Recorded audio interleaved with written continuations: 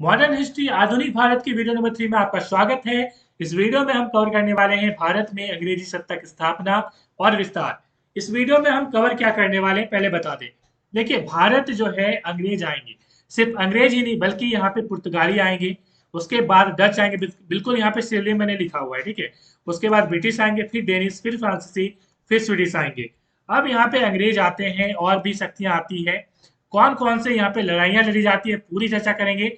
साथ ही साथ यहाँ से एमसीक्यूज जो है वो कौन कौन सी बनेंगी, टॉपिक करेंगे, एमसीक्यूज करेंगे, टॉपिक करेंगे, एमसीक्यूज करेंगे।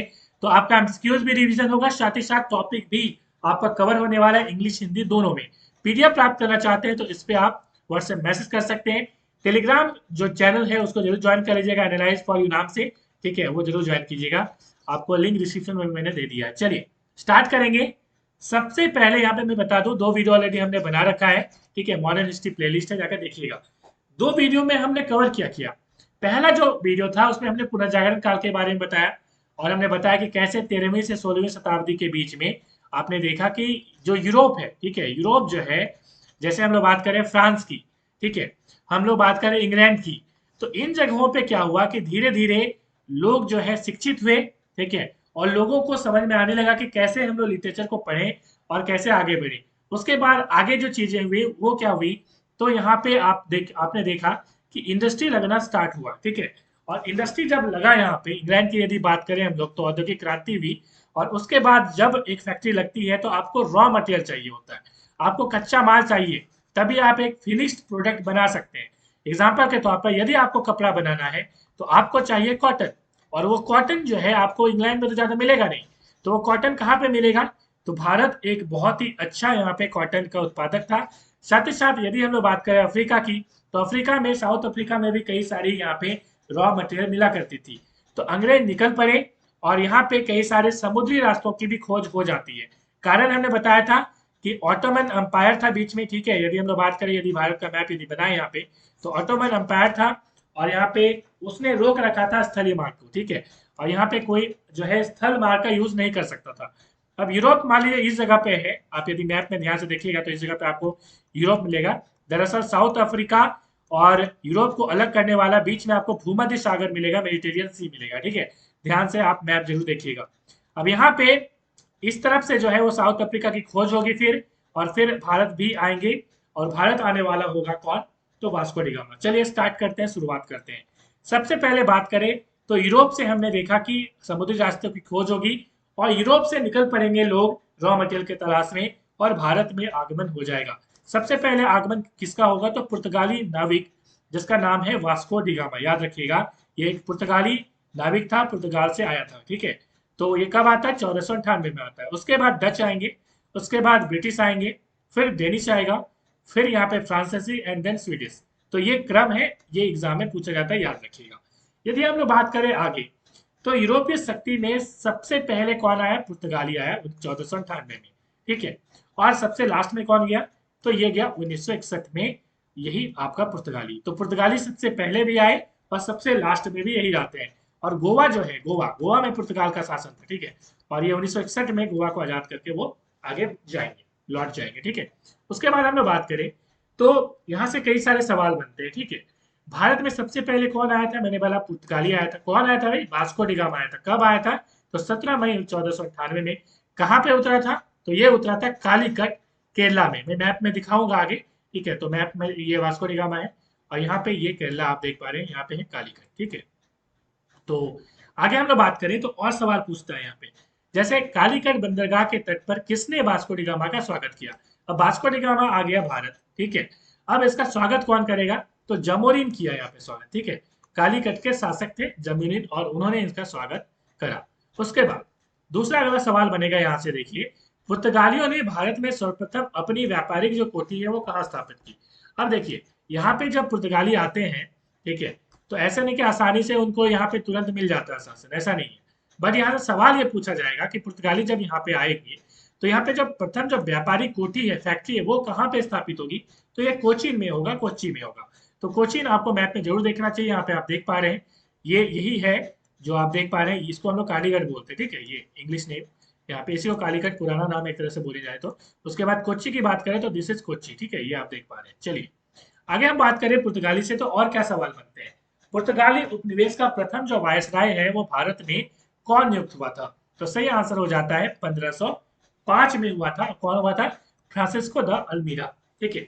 सेकंड कौन होगा उस पर सवाल बनता है, वो सबसे शक्तिशाली था। आगे हम उसकी चर्चा करेंगे। आगे हम लोग बात करें तो क्या सवाल बनता है, आगे देखिए। भारत में तंबाकू की कृषि और प्रिंटिंग प्रेस को प्रारंभ करने का जो श्रेय है उसे किसे दिया जाता है?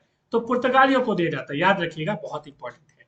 नेक्स्ट सवाल की ओर हम लोग आगे बढ़े तो भारत में प्रथम प्रिंटिंग प्रेस की स्थापना जो है वो गोवा में की गई थी। और हमने कहा कि पुर्तगाल, गोवा में पुर्तगाल का शासन था। और ये कब हुआ था? 1556 में हुआ था। ठीक है। तो इतने सवाल आपके पुर्तगाल से आएंगे। आगे क्या आएंगे देखिएगा ध्यान से। हिंद महासागर में व्यापार को नियंत्रित करने के लिए शांत या नीले जल की नीति अपनाई गई थी। कि ये किसने नीति अपनाई थी? फ्रांसिस्को द अल्मीरा ने। अब ये क्या नीति है पहले समझिए। ठीक है। हम अभी तक क्या देख रहे हैं कि यहाँ पे जो है मतलब कि नदी के रास्तों, समुद्र के रास्ते में यूरोप से आते हैं सभी लोग। कहाँ? तो भारत। और भारत जब आएंगे तो हमने देखा कि ये साउथ में आते हैं। कहाँ पे आते हैं? साउथ में आते हैं। ठीक है। साउथ में ये आएंगे, मतलब इस जगह में कोस्टल एरिया में ये आएंगे। क्यों? कोस्टल एरिया में समुद्र के रास्ते आना बहुत आसान था। और यहाँ से व्यापार करके वापस भेजना भी बहुत मतलब आसान था। ठीक है। साथ ही साथ और एक फायदा होता था। मान लीजिए पूरे भारत में यदि अरब में कहीं कुछ भेजना है, अरबियन जो गल्फ कंट्री है, तो इसी रास्ते से भेजते थे लोग। जैसे अकबर को भी मैं बता दूं, जब पुर्तगालियों के यहाँ शासन होने लगा तो अकबर को भी यहाँ पे टैक्स अदा करना पड़ता था कि भाई कहीं विदेश भेजना है अरबियन कंट्री में, टैक्स लो। अब पुर्तगाली लोग टैक्स कमाना स्टार्ट कर देते हैं। तो कितना फायदा होता था देखिए। हमने यहाँ पे बात करा नील या शांत जल की नीति की। ये नीति क्या है भाई? अब देखिए, पुर्तगाल से जो प्रथम वायसराय के रूप में फ्रांसिस्को द अल्मीरा भारत आए 1505 में, हमने कहा। ठीक है। और ये 1509 तक भारत यहाँ पे रहेंगे। यहाँ पे उसके बाद क्या होता है देखिए। पुर्तगाल सरकार ने उनको निर्देश दे दिया था कि ठीक है भाई भारत जाओ तुम, मगर तुमको क्या करना है? तुमको दुर्ग बनाना है। मतलब तुमको दुर्ग मतलब कि बड़ा बड़ा किला बनाना है। और क्या करना है इसमें? सिर्फ इसका उद्देश्य जो सुरक्षा है वो नहीं होना चाहिए, बल्कि हिंद महासागर जो है, जो यहाँ पे आप देख पा रहे हैं इंडियन ओशन, हिंद महासागर के व्यापार कर पर जो है पुर्तगाली नियंत्रण स्थापित करना है। हमने क्या कहा? हमने कहा कि यदि आप इसमें नियंत्रण कर लेते हैं इस जगह पे तो आराम से आप टैक्स कमाइए। ठीक है। यहाँ से कोई भी इंडिया से यदि बाहर भेजना है विदेश, गल्फ कंट्री में बहुत ज्यादा, क्योंकि मसाले वगैरह भी यहाँ से सप्लाई होता था। ठीक है। तो कई सारी चीजें होती थी। तो अब यहीं से जाएगा तो यहाँ से टैक्स देना पड़ेगा। इसलिए पुर्तगाल की यही नीति हुई थी कि तुम एक काम करो, हिंद महासागर में अपना प्रभाव बढ़ाओ और कोई भी यहाँ पे जाए तो बिना टैक्स दिए ना जाए। इसे ही कोई कहते हैं नीले या शांत जल की नीति। बहुत इंपॉर्टेंट है। चलिए नेक्स्ट सवाल की ओर चलेंगे। अगला सवाल यहाँ पे क्या क्या बनेगा देखिए। जेपीएससी में पूछा गया था, 6 जेपीएससी मेंस में, और सवाल था किस वर्ष में डच भारत आए। ठीक है। तो डच कब भारत आए? तो यहाँ पे 1605 में आए। काफी इंपॉर्टेंट है, तो याद रखिएगा। चलिए नेक्स्ट सवाल की ओर चलेंगे। अगला सवाल यहाँ पे क्या बनेगा। मान लीजिए अभी अभी तक हमने क्या देख रहे हैं? हम देख रहे हैं कि यूरोपीय भारत तक आए हैं। अब कौन यूरोपीय सर्वप्रथम जो है भारत में आया? तो हमने बोला था पुर्तगाली आया था। ठीक है। चलिए नेक्स्ट सवाल की ओर बढ़ेंगे। क्या क्या सवाल है देखिए। सिर्फ एमसीक्यू नहीं कवर करेंगे, अभी पूरी कहानी हम यहाँ पे चर्चा करेंगे, लेकिन जो हमने कहानी अभी पढ़ी उसको कवर कर रहे हैं एमसीक्यू के फॉर्म में। अगला सवाल यहाँ से बनेगा कि निम्नलिखित ब्रिटिश कंपनियों में से किसे भारत में व्यापार करने का अधिकार पत्र पहले प्राप्त हुआ था? तो सही आंसर हो जाएगा यहाँ पे लिवेंट कंपनी, 1593 में। ठीक है। तो कई लोग गलत कर देते हैं, और गलत कर देते हैं ईस्ट इंडिया कंपनी मार कर देते हैं। नहीं, पहले 1593 में मिलेगा लिवेंट कंपनी को। ठीक है। और यह स्थल मार्ग से व्यापार करने का अधिकार इसको मिला था। एग्जाम में पूछता है। ठीक है। और 1599 में मैं बता दूं कि ईस्ट इंडिया कंपनी की स्थापना जो है वो इंग्लैंड में होगी, और 1600 में यहाँ पे भारत में इसकी जो है आगे बढ़ाई जाएगी। और इंग्लैंड की जो महारानी है वो बोलेगी कि बेटा जाओ, ईस्ट इंडिया कंपनी को तुम आराम से भारत को जाके लूटो, मतलब भारत में जाके व्यापार करो। ठीक है। सिर्फ एक ही कंपनी को दिया गया ये अधिकार, वो कंपनी थी ईस्ट इंडिया कंपनी। तो वो 1600 के मतलब आसपास, मतलब 1600 में ये भारत आएगी। ठीक है। तो इस तरह पे चीजों को ध्यान रखिएगा। आगे हम लोग बात करें तो which of the following British companies receive the, ये अच्छा ये चलिए हो गया। भारत में इंग्लैंड का कौन सा दूत जहांगीर के पीछे अजमेर से मांडू आया? तो यहाँ पे टॉमस रो सही आंसर हो जाएगा। तो ये सवाल भी एग्जाम में कई बार पूछ लेता है। उसके बाद अगला सवाल क्या है? अगला सवाल है ईस्ट इंडिया कंपनी के किस अंग्रेज गवर्नर को औरंगजेब द्वारा भारत से निष्कासित किया गया था? देखिए, अब अंग्रेज जब यहाँ पे भारत आएंगे, ठीक है, अब हमारे जो औरंगजेब हैं, तो वो औरंगजेब क्या करेंगे, वो औरंगजेब जो है यहाँ पे खदेड़ देंगे इन लोगों को कि भागो यहाँ से, ठीक है। तो ईस्ट इंडिया कंपनी के जो किस गवर्नर को अंग्रेज यहाँ पे औरंगजेब जो है वो भगा देता है, तो यहाँ पे सही आंसर हो जाएगा सर जॉन चाइल्ड।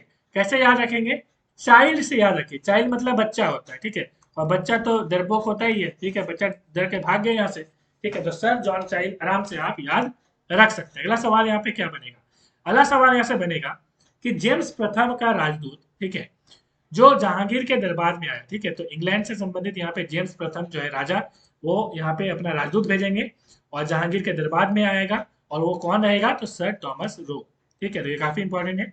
अगला सवाल हमारा, भारत में गोथिक स्थापत्य कला की स्थापना का श्रेय किसको जाता है, तो पुर्तगाल को जाता है, तो काफी इंपॉर्टेंट है ये, तो ये भी सवाल एग्जाम में पूछा जाता है।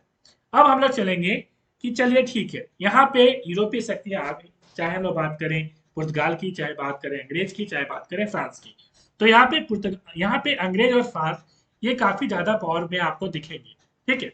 अब देखिए प्रारंभ में क्या हुआ, प्रारंभ में जब यहाँ पे ये लोग आए तो बहुत ही शांति पूर्ण ढंग से यहाँ पे सोचा कि भाई चलिए व्यापार करेंगे।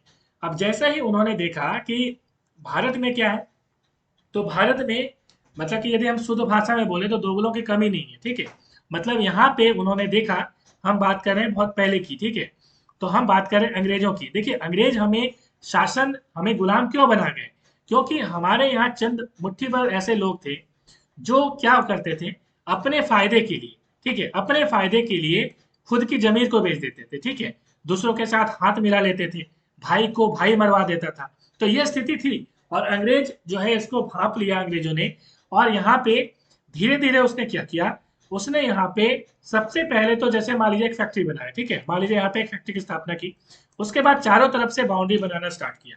पहले क्या किया, पहले बोला यहाँ पे, जैसे यहाँ पे जब यहाँ के जो शासक थे, यदि हम लोग बात करें एग्जाम्पल के तौर पर, यदि मान लीजिए मुगल शासक हैं, यदि हम लोग बात करें बंगाल के नवाब की, जैसे सिराजुद्दौला है, ठीक है, तो यहाँ पे जब अंग्रेजों ने या फ्रांसीसियों ने जब यहाँ पे मतलब कि बाउंड्री बनाना स्टार्ट किया, तो हुआ ये कि जब इस पे जो है लगाएगा कि भाई क्यों बना रहे हो, ठीक है, जब भारतीय शासकों ने ये मुद्दा उठाया कि तुम क्यों बना रहे हो, तो अंग्रेजों ने कहा कि भाई हम लोग फैक्ट्री बना रहे हैं तो फैक्ट्री का सुरक्षा भी तो चाहिए, क्योंकि हमारे बहुत सारे जो है दुश्मन है, जैसे मान लीजिए ईस्ट इंडिया कंपनी है और फ्रेंच कंपनी है, दोनों आपस में जानी दुश्मन, दोनों क्या करते थे, कभी कभी जाके हिंद महासागर में कभी उसका जहाज डुबा देता था, कभी इसका जहाज डुबा देता था, यह स्थिति था, ठीक है। तो ये बहाना लगाए ये लोग कि भाई फ्रांसीसी या दूसरा कोई कंपनी है तो हमें लूट लेगा यहाँ पे, इसलिए हम लोग यहाँ पे बना रहे हैं ये, मतलब दुर्ग वगैरह किला बना रहे हैं, ठीक है, लेकिन इसका उद्देश्य कुछ और ही था। ये धीरे धीरे धीरे धीरे अपनी जो आर्मी है वो भी बढ़ा रहे थे, और अपनी सुरक्षा जो है अपनी किला भी वो बढ़ा रहे थे। तो ये जब धीरे धीरे आगे बढ़ा, तो अब देखिए क्या होगा, आगे हम लोग बात करेंगे। तो एक तो हमने नवाज सिराजुद्दौला का के बारे में पता है, तो उसको हम लोग बाद में देखेंगे। उसके पहले देखिए अंग्रेज और फ्रांसीसी के बीच में ही पहले लड़ाई हो जाएगी, ठीक है, हम लोग भारतीय शासक के बीच जो लड़ाई होगी वो तो हम लोग देखेंगे ही, मगर उसके पहले अंग्रेज और फ्रांसीसी के बीच में ही लड़ाई हो जाएगी, क्योंकि जब अंग्रेज यहाँ पे आते हैं और फ्रांसीसी जो कंपनी है, फ्रेंच कंपनी है, वो भी आती है, तो दोनों एक दूसरे का क्या है, तो प्रतिस्पर्धा है, ठीक है, दोनों एक दूसरे का कंपिटिटर है, तो इस कंडीशन में क्या होगी, दोनों के बीच में संघर्ष होगा, और एक ये संघर्ष यहाँ पे कर्नाटक युद्ध के रूप में जाना जाता है, जिसमें 3 युद्ध होते हैं। ये काफी इंपॉर्टेंट है, और ये क्यों होता है मैं बता दूं। देखिए कर्नाटक का जो नवाब था उसकी गद्दी खाली हो गई थी, ठीक है, अब यहाँ पे कंफ्यूजन था, और भारतीय जो सत्ताधीश है उनके बीच में विवाद था कि हम बनेंगे हम बनेंगे। इसी का फायदा उठाते हुए फ्रांस और अंग्रेज क्या किए कि फ्रांसीसी, और एक तरफ फ्रांसीसी ने एक तरफ सपोर्ट कर दिया, और अंग्रेज जो है वो कुछ दूसरे राजा को सपोर्ट कर दिए, तो एक राजा और 2 राजा आप समझ लीजिए, ठीक है, इस तरह सपोर्ट हुआ। तो एक तरफ फ्रांस, दूसरे तरफ जो है यहाँ पे अंग्रेज, हालांकि परोक्ष रूप से, मतलब कि डायरेक्टली नहीं है बट परोक्ष रूप से, अब दोनों के बीच में लड़ाई होती है, और लड़ाई को ही हम लोग बोलते हैं कर्नाटक युद्ध, ठीक है। तो कर्नाटक युद्ध यदि संबंध पूछा जाए कि किससे संबंधित है, तो अंग्रेज और फ्रांस के बीच के युद्ध से संबंधित है। ये 3 युद्ध कब कब हुए थे, 1746 से 48 के बीच, 49 से 54 के बीच, और 58 से 63 के बीच। यहाँ से सवाल क्या पूछा जाता है मैं बता दूं, यहाँ से सवाल ये पूछा जाता है कि तीसरा युद्ध को क्या कहा जाता है, तो वांडी वॉस का युद्ध कहा जाता है, एग्जाम में याद रखा आपको पूछेगा। और इसी वांडी वॉस का युद्ध जो तीसरा वाला युद्ध हुआ, इसी में अंग्रेजों ने फ्रांसीसी को हरा दिया पूरी तरह से, ठीक है। उसके बाद अंग्रेजों का दबदबा यहाँ पे स्थापित हो गया और एक पेरिस समझौता यहाँ पे 1763 में हो जाती है इस युद्ध को जीतने के बाद। ठीक है, तो हम अब देख रहे हैं क्या, अब हम देख रहे हैं कि फ्रांस अब यहाँ पे कमजोर हो गया और अंग्रेज जो है यहाँ पे पावरफुल हो गया। अब यहाँ से सवाल क्या बनता है कि वांडीवास की लड़ाई अंग्रेजों के साथ किसके संबंध के लिए महत्वपूर्ण है, तो हमने बोला कि अंग्रेज और फ्रांसीसी के बीच में। ठीक है, आगे अगला सवाल क्या है, अगला सवाल है सेंट थोमे का युद्ध किसे कहा जाता है, तो ये प्रथम का जो कर्नाटक युद्ध है उसे सेंट थोमे का युद्ध भी कहा जाता है। ठीक है, उसके बाद हम लोग बात करें तो आगे सवाल क्या पूछेगा, जैसे भारत में पुर्तगाली शक्ति का वास्तविक संस्थापक किसे माना जाता है, तो अल्बुकर्क माना जाता है। देखिए अब क्या था कि पुर्तगाल के बारे में हमने बताया था कि पुर्तगाली जब यहाँ पे आए थे तो ये जो द्वितीय गवर्नर है, वायस राय है, वो कौन है, यही अल्बुकर्क है, ये द्वितीय है। ठीक है, और ये सबसे ज्यादा पावरफुल था, इसलिए इसको वास्तविक जो संस्थापक है वो कहा जाता है। आगे हम लोग बात करें तो अगला सवाल क्या देखिए, किस वायसराय के काल में गोवा को पुर्तगालियों का औपचारिक मुख्यालय बनाया गया, तो गोवा जो था वो पुर्तगाली का औपचारिक मुख्यालय था। किस वायसराय के काल में बनाया गया, तो नीनो दी कुन्हा के काल में, याद रखिएगा। आगे हम लोग बात करें तो पुर्तगालियों के पश्चात भारत में व्यापार करने आए डच कहाँ के निवासी, तो ये हॉलैंड के निवासी थे, जिसे आज हम नीदरलैंड के नाम से जानते हैं। ठीक है, आपको पता है वो किंगडम ऑफ नीदरलैंड्स काफी इंपॉर्टेंट है, फ्रेंच रिवॉल्यूशन के बाद भी आपने जरूर पढ़ा होगा, नहीं पढ़ा तो कोई बात नहीं। चलिए नेक्स्ट सवाल क्या चलेंगे, अगला सवाल है हमारा, पुर्तगालियों ने हिंद महासागर क्षेत्र में व्यापार पर नियंत्रण स्थापित करने के लिए कार्टेज आर्मेडा काफिला पद्धति प्रारंभ की। अब ये क्या था मैं बता देता हूँ पूरा। देखिए हमने बोला था कि पुर्तगाली ने यहाँ पे एक तो यहाँ पे जो शांत जल की नीति है वो अपनाई गई थी, उसके बाद कार्टेज आर्मेडा जो काफिला पद्धति है वो भी यहाँ पे लगाई गई थी। इसके तहत क्या हुआ देखिए, इसके तहत बहुत सिंपल सा था कि आप कहीं भी मान लीजिए लेके जाना चाहते हैं, ठीक है, आप यदि कुछ भी सामान लेके जाना चाहते हैं इस एरिया में आपको टैक्स देना पड़ेगा। ठीक है, सिंपल सा यदि हम लोग बात करें तो आपको चुंगी देना पड़ेगा। ठीक है, तो हमने बोला था अकबर को भी चुंगी देनी पड़ी थी, यह स्थिति थी। साथ ही साथ यहाँ पे जो है कार्ड जो प्राप्त होता था, मतलब आपको यहाँ पे एक तरह से पास मिल जाएगा। ठीक है, कि भाई आप जहाज लेके जाइए, मगर आप इसमें काली मिर्च और गोला बारूद नहीं ले जा सकते थे, ये इसमें सवाल एग्जाम में पूछ देता है। ठीक है, चलिए नेक्स्ट सवाल की ओर चलेंगे। अगला सवाल हमारा क्या है, तो अब हम लोग बात करेंगे प्लासी का युद्ध की। ठीक है, अब हमने देखा कि अंग्रेज यहाँ पे आ गए हैं और बहुत ही हल्ला मचा रहे हैं यहाँ पे। ठीक है, कि किले पे किले बनाए जा रहे हैं। अब इस किले पे किले जब बनाया जाता है तो नवाब सिराजुद्दौला जो कि बंगाल का नवाब था, ठीक है, तो बंगाल का नवाब सिराजुद्दौला जो है वो क्या करता है, इससे ऑब्जेक्शन लगाता है कि भाई तुम क्यों लगा रहे हो भाई, ठीक है, किला क्यों बना रहे हो। अब इसके कारण क्या हुआ कि बैटल ऑफ प्लासी अंग्रेज और नवाब सिराजुद्दौला के बीच में हो जाती है। हालांकि इसमें दो युद्ध होते हैं, जिसमें पहली लड़ाई जो है उसमें नवाब सिराजुद्दौला की एक तरह से जीत होती है। ठीक है, उसके बाद दूसरा जो युद्ध होता है वो काफी मतलब कि बेमानी वाला जीत होता है। ठीक है, बेमानी मतलब अंग्रेज बेमानी करके जीतते हैं। ये कैसे बेमानी है भाई, तो होता यह है कि बंगाल का यहाँ पे जो नवाब है सिराजुद्दौला, उसका एक सेनापति था। ठीक है, हालांकि एक सेनापति तो मदन नाम का था, बहुत फेमस था। ठीक है, मगर यहाँ पे जो कार्यभार सौंपा गया उसको मीर जाफर को सौंपा गया, मीर जाफर, यही वो जो है मतलब यहाँ पे दगाबाजी करता है। ठीक है, मीर जाफर। अब मीर जाफर जो है वो क्या था, तो ये नवाब सिराजुद्दौला जो कि आपको मुर्शिदाबाद में मिलेगा, आप वेस्ट बंगाल यदि जाएंगे आप तो मुर्शिदाबाद एक जिला है, डिस्ट्रिक्ट है, वहां के ये शासक हुआ करते थे, मुर्शिद कुली खां। ठीक है, उनके नाम से वो मुर्शिदाबाद पड़ा था नाम, उस पर कभी चर्चा करेंगे हम लोग बाद में। मतलब अभी बेसिक कंसेप्ट समझिए, तो बंगाल में एक जिला है मुर्शिदाबाद, ठीक है, उसी एरिया में एक्चुअल में ये पूरे बंगाल के नवाब थे, बट उस एरिया में ये रहते थे। ठीक है, तो उसके बाद हम लोग बात करें तो इनसे संबंधित आपको पता है कि हजारद्वारी भी काफी फेमस है, आपने शायद कभी नाम सुना होगा।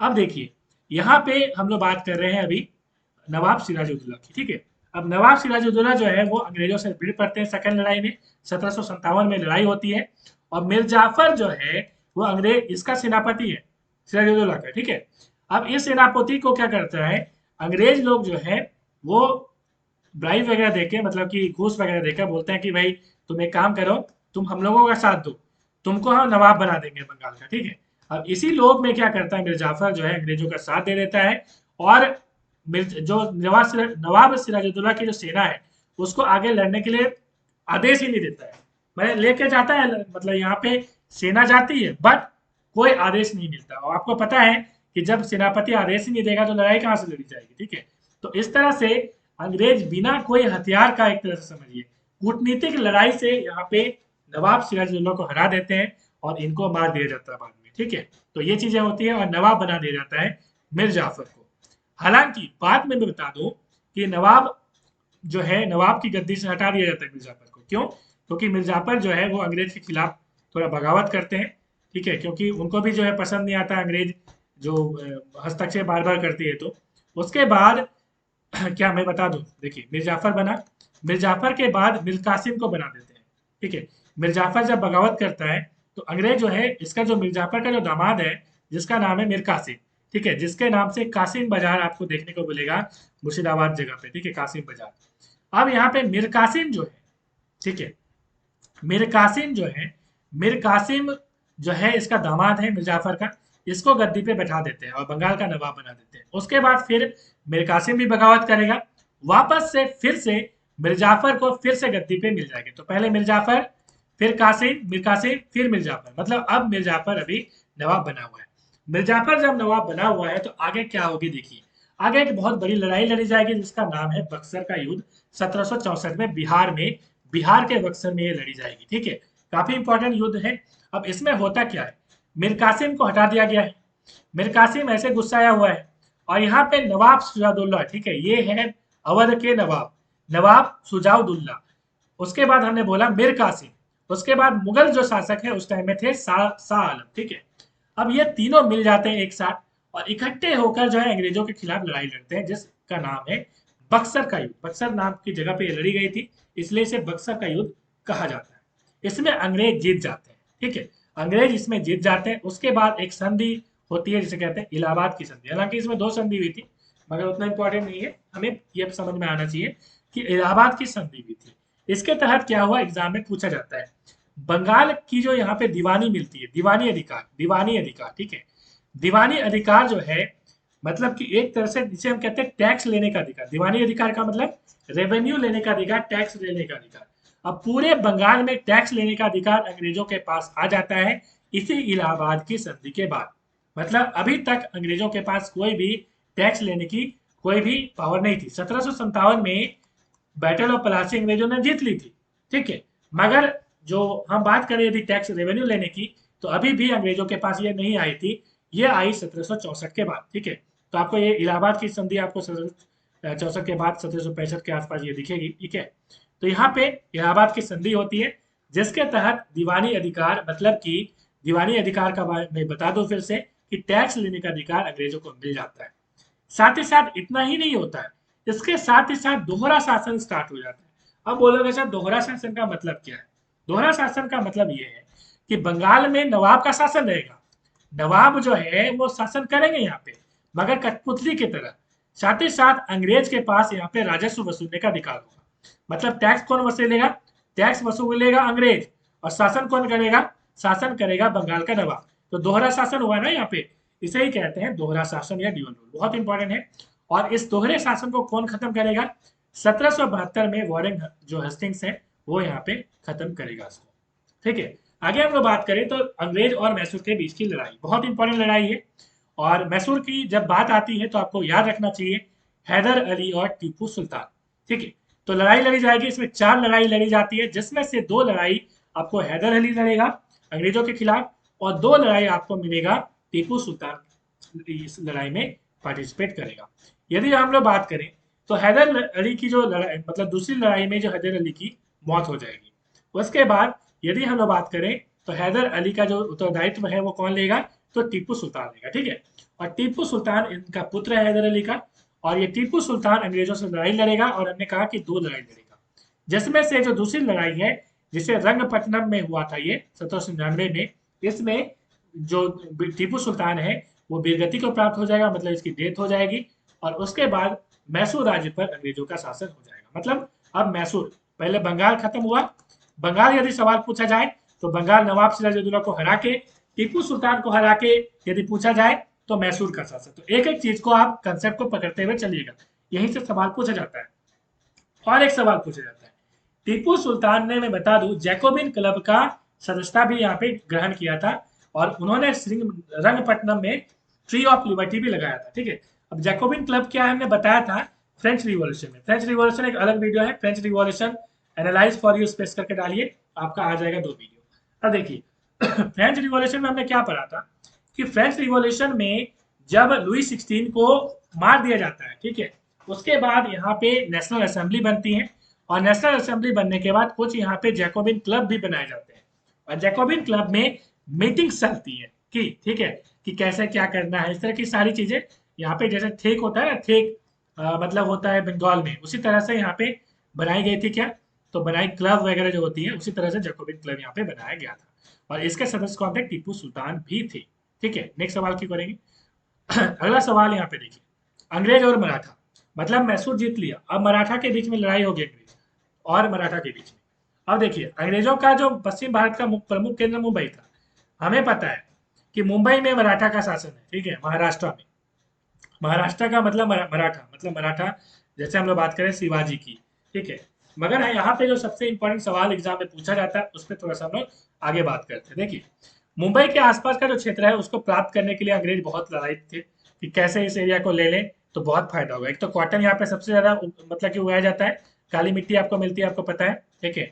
और महाराष्ट्र में तो कॉटन एक तो मिलेगा, साथ ही साथ जो है यहाँ पे आपको पोर्ट में मिल जाएगा, क्योंकि आराम से आप यहाँ पे यदि कंट्रोल कर लेते हैं तो आराम से आप अरब गल्फ कंट्री वगैरह में भी या यूरोप में भी आप भेज सकते हैं सामान। तो यहाँ पे महाराष्ट्र पे जो है नजर पड़ी, और मराठों का इसमें सशक्त नियंत्रण था। माधवराव पेशवा की जब मृत्यु होती है उसके बाद टर्निंग पॉइंट आता है, और यहाँ पे एक रघुनाथ राव जो है उनके मन में पेशवा पद पाने का लोभ प्राप्त होता है, ठीक है। तो पेशवा वहां का पद था, आपको पता है। तो यहाँ पे पेशवा पद पाने का जब लोभ प्राप्त हुआ तो अंग्रेजों ने क्या किया, अंग्रेजों से सहायता जो है ये रघुनाथ राव मांगते हैं, मतलब आप समझ रहे हैं दगाबाजी करने वाले काम कर रहे हैं, ठीक है। उसके बाद इस रूप में मराठा की राजनीति में अंग्रेजों का हस्तक्षेप आरंभ हो जाता है। उसके बाद 1774 में से 1818 के बीच मराठा और अंग्रेजों के बीच 3 युद्ध होते हैं।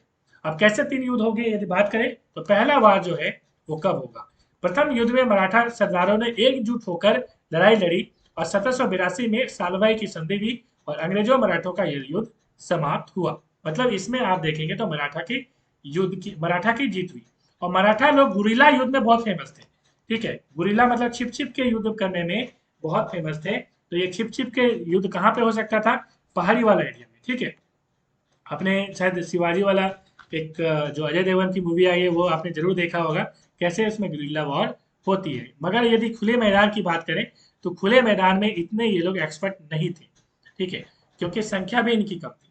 आगे हम लोग बात करें सहायक संधि की, तो सहायक संधि क्या देखिए, सहायक संधि में होता क्या, 1798 में जो है लॉर्ड वेलेस्ली गवर्नर जो है बनता है भारत का। अब ये क्या करता है, अब ये सोचता है कि पूरे अंग्रेज जो है पूरे शासन करे भारत में। अब इसमें क्या करते हैं, एक सहायक संधि वाली एक नीति बनाते हैं। वो बोलते हैं कि हम क्या करेंगे, मैं तुम्हें रक्षा दूंगा, तुम मुझे पैसा दो, मतलब इस तरह की बातें होती है। रक्षा देने का मतलब है कि हम तुमको सिक्योरिटी देंगे। जैसे एग्जाम्पल के तौर पर बहुत सारे भारत में राजा हैं, वो बोलते हैं कि एक काम करो राजा लोग, हम तुमको सिक्योरिटी देंगे, हमारे पास बंदूक है, तोप है, ठीक है, तुम्हारे पास क्या है, ठीक है, इस तरह की बातें बोलते हैं। और यहाँ पे बोलते हैं कि भाई एक काम करो, तुम हमको पैसे वैसे देते रहना, या उतने जितना मतलब कि रेवेन्यू हमें मिलेगा उतना जगह दे दो। यदि पैसे नहीं दोगे तो एक काम करो, जितना हमारा पैसा लगेगा, जितना हम तुमको डिमांड करेंगे कि इतना सैनिक में खर्च हो रहा है, उतना का जमीन दे दो, ठीक है, हम वहां से टैक्स लेंगे। तो इस तरह की बातें की, तो कई लोगों ने इसको एक्सेप्ट कर लिया। जिन लोगों ने एक्सेप्ट कर लिया उसके बाद उनकी स्वतंत्रता जो है खो बैठे। स्वतंत्रता इसलिए खो बैठे वो, क्योंकि इससे दिक्कत क्या हुआ, एक दिक्कत तो ये हुआ कि अंग्रेज को यहाँ पे ज्यादा से ज्यादा आर्मी बनाने में इनको सपोर्ट मिल गया कि अब ये लोग और जो है आर्मी बनाएंगे, और आर्मी थोड़े इनको सपोर्ट करने के लिए बनाएंगे, ये आर्मी तो अपने लिए बनाएंगे, ये पहली बात। दूसरी बात यदि बात करें तो यहाँ पे क्या हुआ, इन्होंने शर्त रखी सहायक संधि में, शर्त ये रखी कि आपको किसी भी, मान लीजिए एक राजा है, दूसरा राजा से यदि मान लीजिए कोई गठबंधन करना चाहता है, नहीं कर सकते, इसमें अंग्रेज बीच में आएगा तभी कर सकते हैं, बिना अनुमति का नहीं कर सकते, ठीक है, ये चीज थी। तो इससे क्या हुआ, स्वतंत्रता खो गई। अब यहाँ पे एक सवाल एग्जाम में पूछा जाता है वसई की संधि के बारे में, क्या है भाई, तो 1802 में बाजीराव जो सेकंड थे, अंग्रेजों की सहायता जो सहायक संधि है उनको स्वीकार कर लिया, ठीक है। मगर इसमें बहुत मराठा सरदार को यहाँ पे ये स्वीकार नहीं था। इसके कारण अंग्रेजों और मराठा के बीच में द्वितीय विश्व युद्ध हुआ, तृतीय युद्ध हुआ, सॉरी। इस युद्ध में विजय पाने के पश्चात अंग्रेजों का मराठी प्रशासन में हस्तक्षेप बढ़ने लगा, और यहाँ पे इस हस्तक्षेप से त्रस्त होकर द्वितीय बाजीराव ने अंग्रेजों के खिलाफ युद्ध की घोषणा की और इसमें उन्होंने हार गए। वो 1818 में आत्मसमर्पण जो है उन्होंने कर दिया। तो यहाँ पे वसई की संधि काफी इंपॉर्टेंट है। तो वसई की संधि यदि पूछा जाए तो बाजीराव सेकंड और अंग्रेजों के बीच हुई थी। ठीक है, चलिए वही सहायक संधि वाली बात। चलिए नेक्स्ट सवाल की ओर चलेंगे और अगला हमारा टॉपिक है सिंध पर अंग्रेजों का शासन। तो हमने देख लिया महाराष्ट्र तक कवर हो गया। अब सिंध में मतलब कि पश्चिम में। ठीक है, यदि बात करें भारत की तो अब ये पश्चिम वाला जो एरिया है इसमें शासन करना है, पंजाब वाला एरिया। ठीक है, पाकिस्तान वाला एरिया। कैसे शासन करेंगे भाई? यहाँ पे रंजीत सिंह बहुत जो है फेमस थे। ठीक है, और अफगानिस्तान पर प्रभाव यहाँ पे बनाना था इनको। ठीक है, और रसिया, इनको डर भी लगता था अंग्रेज को कि कहीं रसिया यहाँ से अटैक न कर दे। इसलिए यहाँ पे क्या किया गया कि यहाँ पे अंग्रेज जो है यहाँ पे सिंध को हड़पने की योजना बनाई और उसके बाद यहाँ पे 1813 जो 43 है उसमें सिंध को इन्होंने हड़प लिया। ठीक है, तो ये चीजें होती हैं यहाँ पे। उसके बाद हम लोग बात करें तो सिंह सत्ता की पराजय होती कैसे है? देखिए, रंजीत सिंह गद्दी पर बैठे हुए थे, वो तो काफी पावरफुल है, मगर उनकी जब मृत्यु हो जाती है उसके बाद उनका बेटा दलीप सिंह गद्दी पर बैठा। उनकी उम्र काफी कम थी और उनकी माँ जो थी वो उनके नाम पर शासन चलाती थी। ठीक है, जिनका नाम जिंदन था। ठीक है, अब शासन चलाती थी। आपको पता है कि महिला को कोई भी एक्सेप्ट नहीं करता था उस टाइम में कि वो हमारे ऊपर शासन कराए, वो रानी बने। ठीक है, इस तरह राजा जब तक है तब तक ठीक है, राजा नहीं है तो बड़ी दिक्कत होता था। ठीक है, जैसे झांसी की रानी लक्ष्मीबाई को भी इस तरह का सामना करना पड़ा था। ठीक है, तो ये चीजें हुई, हमने नेक्स्ट चैप्टर में उसको पढ़ना है। अब यहाँ पे क्या होता है, यहाँ पे जो है जिसके फूट हो जाती है सिख के बीच में, उतना पावर अब सिख जो है रहता नहीं है, मगर फिर भी सिख और अंग्रेज के बीच युद्ध होता है और प्रथम युद्ध में सिख की पराजय हुई, परंतु अंग्रेजों ने दलीप सिंह को गद्दी से हटाया नहीं। आगे चलकर क्या होता है देखिए, अंग्रेजों का पंजाब पर बढ़ता प्रभाव जो है कतिपय स्वतंत्रता प्रेमी सिख को जो है वो त्रस्त आने लगता है।